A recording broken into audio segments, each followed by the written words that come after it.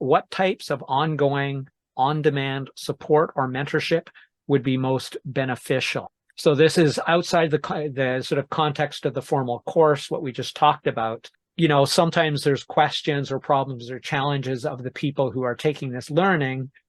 What would be the way to sort of fill the gaps and give as needed support of some type?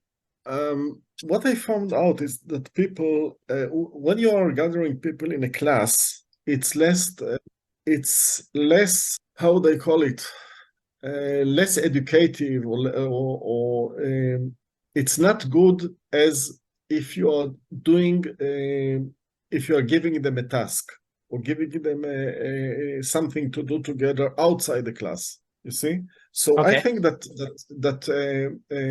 if we speak about that, the best would be to have your education or knowledge or things that you want to share with the people, but outside of a class, in a kind of game. Right. So are you sort of talking less educational, more hands-on, the application of the knowledge, rather than, okay, we did the course, we got the book, and then they go and they do nothing different at work anyway? Yeah, nowadays to give people numbers and data won't do. They don't need numbers and data. They have this, see, this, this. Yeah. Everything is there. You see, you don't need. I think that there is a radical change now, that people start to understand that they need a radical change in schools, because you don't need to give the students numbers and dates. You see, you just need to teach them how to learn themselves, where to find the knowledge, where to find the data by themselves. Yeah, I understand. As a teacher, I feel the same way. I always tell my students, understand, don't memorize. I know students who can regurgitate a perfect speech with no flaws, except if somebody goes, hey, what's going on? They're paralyzed because they haven't studied a speech with that response. They don't have the flexibility to use it in the real world. They don't realize, hey, how's it going? Is just another way of saying hello or how are you. If I say, hi, how are you? They say, fine, thanks, and you. And nothing different. They never say, good, I'm hot, I'm sleepy, I'm tired, unless I prompt them to learn to do that.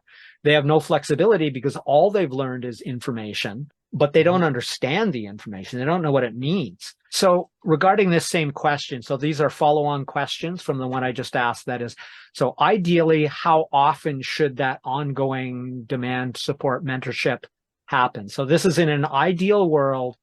How available and how often should that support be available to them? I think once a week as well.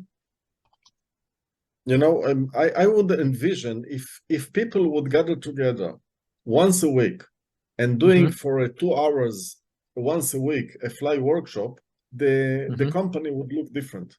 The unit would look different. The company would look different. Why? Because they are doing things together. And when you're doing a F.L.Y workshop, you can create your own art together. You can have a big canvas and create your own art together. You can make the totem of the company together. Right. Well, it puts me in mind specifically because this is my hobby. Excuse me for a sec. I do an activity called acro yoga, and there's 3 roles. There's the base, which is usually somebody holding another person's body above their head as they lay on the ground. A flyer who is doing poses and sort of acrobatic movements on the feet of the base, and a spotter to make sure everybody is safe. And one of the beautiful team building properties of this is everybody does all 3 roles. Typically, when you're the base or the spotter, you have to care for the person who you're spotting or who you're basing, because their real physical safety is in your hands. So it's like a trust fall. As far as team building, there's like a trust fall on steroids, because you are caring for each other to accomplish what looks a little bit like sort of amateur Cirque du Soleil. And when people are more advanced, it looks pretty amazing, but anybody can do it at some level, which is why I think it's sort of like this amazing team building opportunity, though that's typically not what it's used for. It's just people like me who go, what a great way to exercise and just build a community that I want to spend time with. So the next one here then is, you're probably going to give the same answer, but I'm going to ask it anyway. And that is, some people, when I say ideally, they give a different answer. So realistically, how often would it be practical and sustainable to offer this support? Because some people say, oh yeah, it'd be better to have like 7/24 support all the time, but realistically, you can't have your supervisors and mentors available like that. No, you can have it. I will say again that if you are dealing with strategy and big issues and big maintenance issues for individuals and the company, once a month would be enough, and tactics and just maintaining the spirit of the workers, the unit, the company, once a week. Right. Weekly for tactics. Okay. So the next one is, excuse me for a moment while I scroll up.